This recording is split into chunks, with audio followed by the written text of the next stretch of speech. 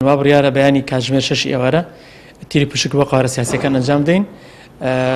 دیارە پێمان باش بۆ نریتێک ساڵانە کە لە هەموو هەڵبژارنەکاندا ئەنجام دەدرێت بریتە لە تیری پشک و دیارە بۆ ئەم جاریش بۆ یەکەم جاری نوێنەری UN لە عێراق و کۆمەڵە ڕێکخراوی نێوخۆ نێودەوڵەتی بەشداری دەکەن لە چاودێریکردنی ئەو پرۆسەیە کە بە شێوەک دەبێت.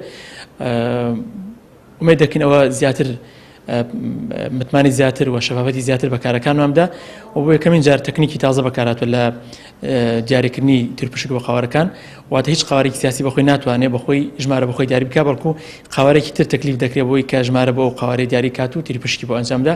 ئومێد دەکەین هەموو پرۆسان لە خزمەتی ڕایگەشی دابن و متمانی زیاتر و دڵنیای زیاتر دەن بە قاوارە سیاسیەکانی بەژێر هەڵبژارنە کە کارەکانمان بە شێوەیەکی شەفاف بەڕێوەدەڕ. ئەوەی کە ئامادە بووان ئەندامانی ئەنجومەنی کۆمیساران خۆیان ئامادە دەبن، سەرۆکی کارژێری هەڵبژارن ئامادە دەبێت، نوێنەری UN لە عێراق هەروەها کۆمەڵە ڕێکخراوی نێودەوڵەتی و ناوخۆی ئەوانەی کە لەسەر پرسی هەڵبژاردن ئیش دەکەن ئەوان هەموو حوزوریان دەبێت، کەناڵەکانی ڕاگەاندن حوزوریان دەبێت.